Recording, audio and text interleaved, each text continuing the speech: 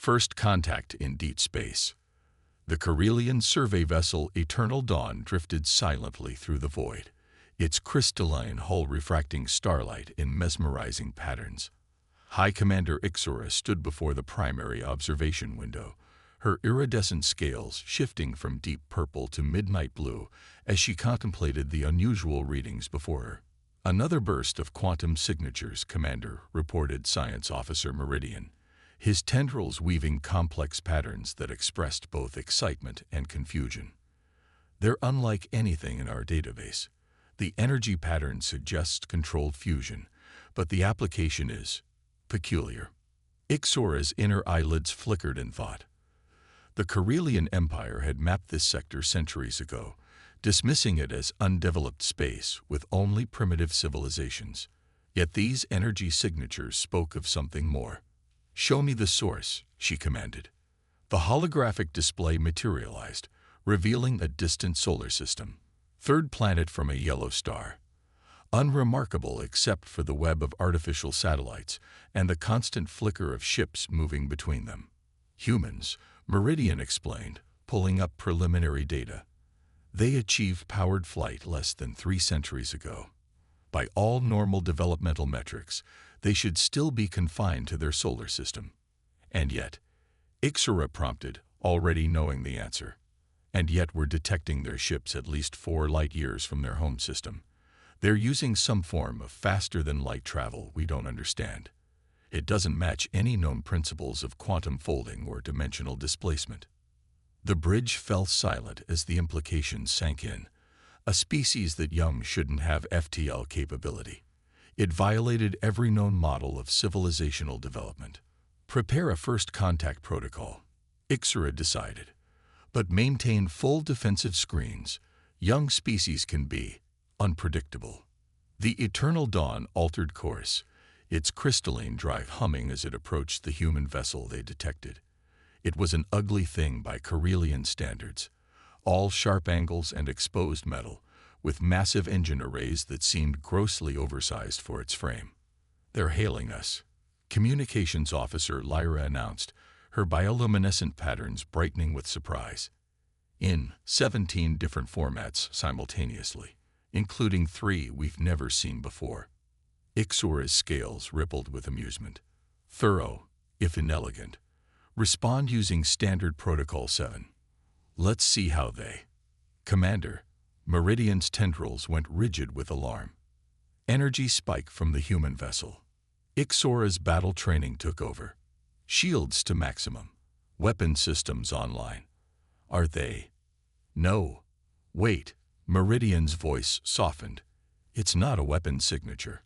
They're opening a channel, using quantum entanglement communication.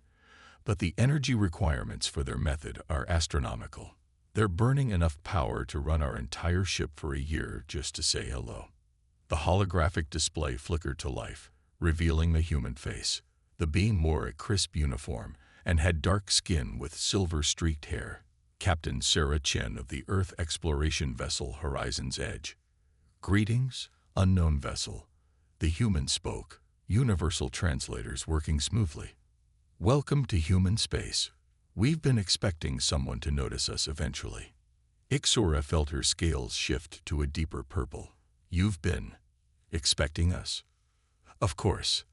The human's face showed what Ixora's sinology training identified as a smile.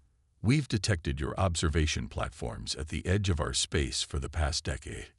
Impressive cloaking technology, by the way. Took us 3 years to crack it." "Impossible. Those platforms used phase shift technology that even the ancient Skiteri couldn't penetrate. Yet this infant species had not only detected them but deciphered their workings.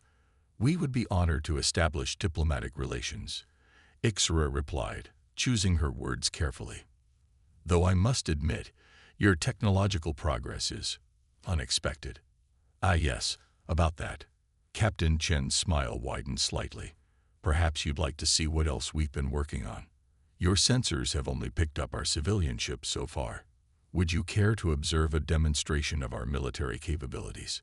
Before Ixora could respond, new signatures appeared on their screens. Ships were decloaking around them, Dozens of them. Not the ugly utilitarian vessels they'd seen before, but sleek predators of war. Their hull design was unlike anything in Carillion records, combining principles of technology that should have been mutually exclusive. Impossible, Meridian whispered, his tendrils writhing in agitation. They're using gravitic propulsion combined with, is that antimatter containment, and some kind of temporal displacement field. Humanity learned early in its history, Captain Chen continued, her voice taking on an edge of steel, that it's wise to keep one's true capabilities hidden until they're needed. We're peaceful, but we're not naive. Now shall we discuss that diplomatic exchange as equals? Ixora stared at the tactical display, watching as more human ships revealed themselves. Each one represented technology that should have been centuries beyond their reach. Yet here they were, wielding it with casual confidence. Yes, she replied, her scales shifting to the formal colors of diplomatic engagement. I believe we have much to discuss indeed. As she gave orders to prepare for formal contact, Ixora couldn't help but wonder what other surprises these humans had in store. One thing was certain. The galaxy's political landscape was about to change dramatically. The Hidden Fleet. The Carillion diplomatic vessel emerged from quantum space near Earth's lunar orbit, and High Commander Ixora felt her breath catch.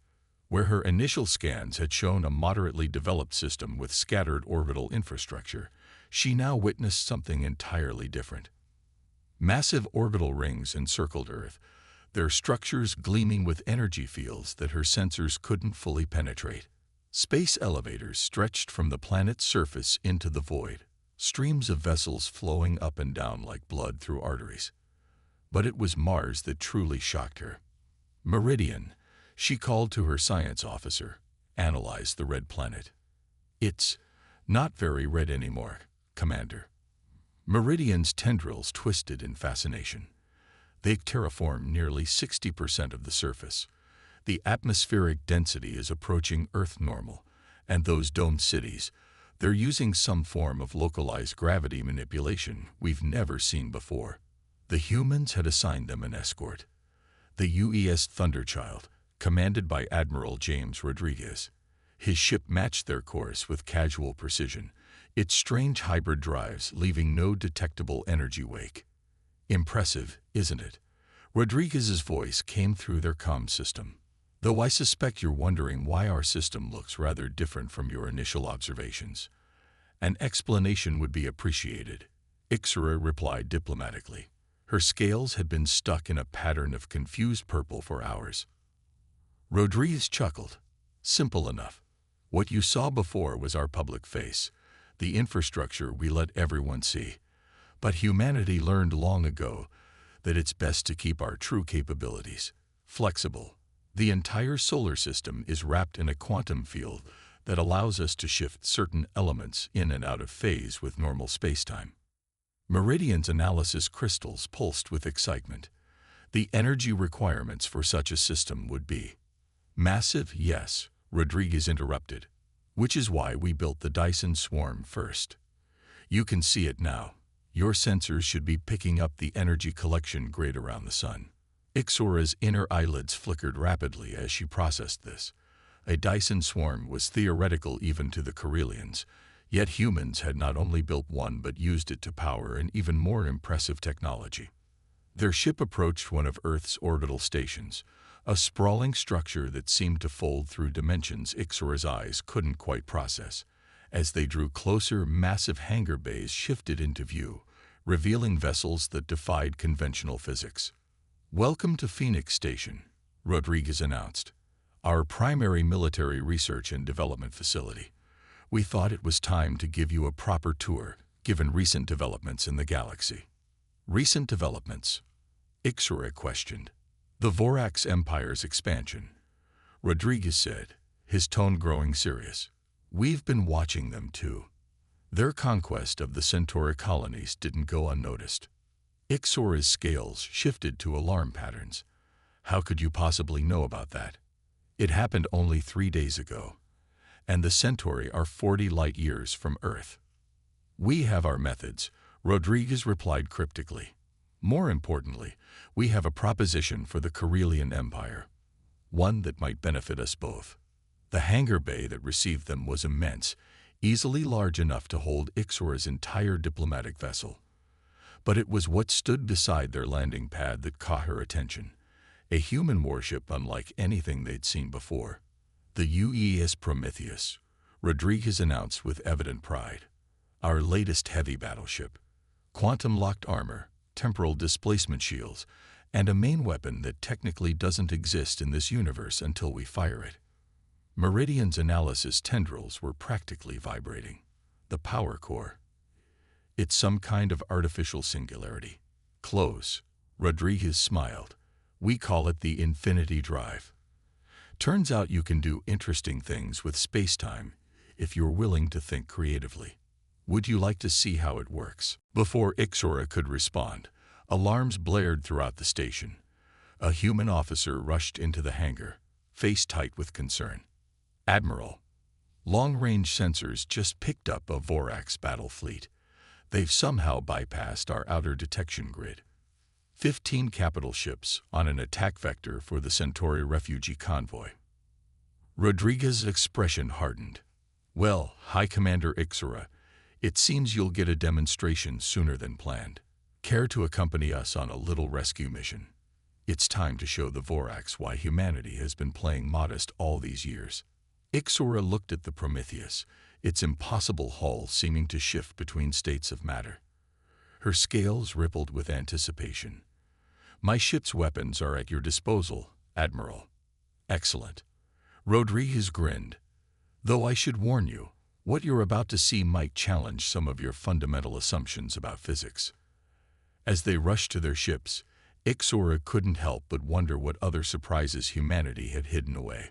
One thing was becoming clear. The species that the galaxy had dismissed as primitive newcomers was about to change everything. Trial by fire. The quantum wake of the UES Prometheus rippled through space-time as it led the joint human Karelian task force toward the Centauri refugee convoy. High Commander Ixora watched from her bridge as the massive human warship seemed to bend reality around itself, leaving geometric patterns in the void that her sensors couldn't quite decode. Emergence in 30 seconds. Admiral Rodriguez's voice came through the quantum-linked communications. The Vorax haven't detected us yet. Seems their sensor technology isn't as advanced as they'd like everyone to believe. Ixora's tactical display showed the situation clearly. 15 Vorax dreadnoughts bearing down on a scattered group of civilian ships. The refugees had fled the fall of their homeworld, carrying whatever they could salvage of their civilization. Reading multiple weapon signatures from the Vorax fleet, Meridian reported, his tendrils twisting with concern. They're preparing to fire on the civilian vessels. Not today, they're not. Rodriguez's voice hardened. All ships, combat formation Delta. Prometheus will take point. Commander Ixora, your ship's crystalline defense matrix might come in handy. Take up position on our starboard flank. The task force erupted into normal space directly between the Vorax fleet and their prey. Ixora had seen images of Vorax ships before. Brutal, blade-shaped vessels designed to inspire terror. Up close, they were even more intimidating, their black hulls seeming to devour light itself. Vorax vessels, this is Admiral James Rodriguez of the United Earth Fleet. Rodriguez's transmission cut across all frequencies. You are engaged in an active war against civilian targets. Stand down immediately. The response came in the form of plasma torpedoes, dozens of them, streaming from the Vorax ships in patterns designed to overwhelm defensive systems. Ixora tensed, preparing for evasive action. But the Prometheus didn't move. Instead, the massive human warship began to change. Its hull shifted, geometric patterns flowing like liquid mathematics. The plasma torpedoes struck and vanished, absorbed into the impossible geometries of the ship's defense field. Interesting approach, Rodriguez commented, as casual as if he were discussing the weather. Now let me show you how humanity handles threats to civilian populations. The Prometheus released a pulse of energy unlike anything Ixora had ever witnessed. Space itself seemed to hiccup, and suddenly 3 Vorax dreadnoughts simply ceased to exist. No explosion, no debris. They were simply gone, as if they had never been. By the first light, Meridian whispered, his analysis crystals struggling to process what they'd seen. They weaponized quantum probability. The remaining Vorax ships began to scatter, their previous confidence shattered. But retreat wasn't an option. The human fleet had already begun its next move. Smaller vessels, ones Ixora's sensors identified as human destroyers, darted between the Vorax formations. They moved in ways that should have torn them apart, ignoring the basic laws of inertia. Where they passed, Vorax ships found their weapon systems mysteriously offline, their engines refusing to respond. Quantum entanglement viruses, Rodriguez explained, noting Ixora's confusion. We've learned to manipulate the quantum state of enemy systems, quite effective against species that rely too heavily on predictable technology. A Vorax dreadnought turned its guns on Ixora's ship, unleashing a barrage that would have vaporized most vessels. But the crystalline matrix of her hull, technology the Corellians had been proud of for centuries, proved unexpectedly compatible with human defense strategies. The Prometheus extended its probability field, merging it with her crystal lattice, and the Vorax weapons fire dispersed into harmless energy. Magnificent, Rodriguez breathed. Commander Ixora, I believe we've just invented an entirely new form of defensive screen. Your crystal tech and our quantum manipulation. They work rather well together, don't they? The battle, if it could even be called that, lasted less than 10 minutes. When it was over, the Vorax fleet was neutralized. Some ships erased from existence, others drifting powerless in space. The refugee convoy was safe, already being escorted to human space by smaller vessels. I don't understand, Ixora admitted as their ships regrouped. If humanity has this level of technology, why hide it? Why let the galaxy think you were a primitive species? Sun Tzu, Rodriguez replied cryptically, an ancient Earth military philosopher. Let your plans be dark and impenetrable as night. And when you move, fall like a thunderbolt. We learned long ago that true strength lies not just in having power, but in choosing when to reveal it. As Ixora watched the human fleet escort the Centauri refugees to safety, she realized that the galaxy's political landscape had changed forever. Humanity hadn't just defended against the Vorax, they had demonstrated a level of technological sophistication that redefined what was possible. Admiral, she said finally, I believe my government will be very interested in discussing that alliance you mentioned. The galaxy has become interesting. Commander Ixora, Rodriguez replied, and she could hear the smile in his voice. You haven't seen anything yet. Unity forged in stars. The central chamber of Phoenix Station hummed with activity as human and Corellian scientists worked side by side. Through the vast observation windows, Earth hung like a blue jewel against the black velvet of space. High Commander Ixora stood beside Admiral Rodriguez, watching as their teams merged technologies that should have been incompatible. It's remarkable, she said, her scales shimmering with impressed blues and greens. Your quantum manipulation techniques are enhancing our crystal matrices beyond anything we thought possible. A week ago, I would have said this was impossible. Rodriguez nodded, watching as a human engineer and a Corellian crystal wright carefully integrated a quantum probability field generator into a crystalline power core. That's humanity's greatest strength, I think. We don't particularly care what's supposed to be impossible. The aftermath of the Vorax encounter had sent shockwaves through the galaxy. The revelation of humanity's true technological capabilities had upended centuries of established power structures. But it was what came after that truly changed everything. News from the Centauri refugees, reported Captain Sarah Chen, approaching with a holographic display. The integration of human medical technology with Corellian biocrystals has accelerated their recovery. Their genetic damage from the Vorax attacks is being reversed at the cellular level. Ixora's inner eyelids flickered in amazement. How many survived? Thanks to the evacuation. Nearly 8 million, Chen replied. We've established them in the Epsilon Eridani colony. Their scientists are already contributing to the joint research projects. A soft chime interrupted them. The main display activated, showing a massive structure taking shape in high Earth orbit. It was like nothing either species had built before, a perfect fusion of human quantum engineering and Corellian crystal architecture. The Starbridge project is ahead of schedule, Rodriguez said with evident pride. Once completed, it will allow near-instantaneous travel between Earth and the Corellian homeworld. The first of many, we hope. But it wasn't all scientific advancement and construction projects.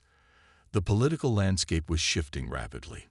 The Vorax Empire, humiliated by their defeat, had gone ominously silent.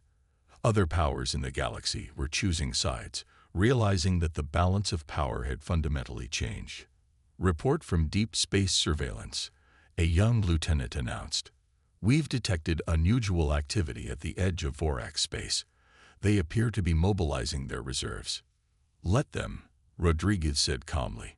The quantum detection grid is fully operational now. Thanks to the Corellian crystal relays, we can track their movements across half the galaxy. Ixora moved to a tactical display, studying the patterns of ship movements. They're not just mobilizing, she observed. They're forming alliances. 3 minor empires have pledged their forces to the Vorax cause in the past week alone. Fear makes for strange bedfellows, Rodriguez mused. They're afraid of what our alliance represents, not just military power, but the idea that different species can work together, combine their knowledge in new ways. The station shuddered slightly as another test of the quantum crystal hybrid drives began. In the engineering bay below, human and Corellian engineers cheered as power outputs exceeded all theoretical limits.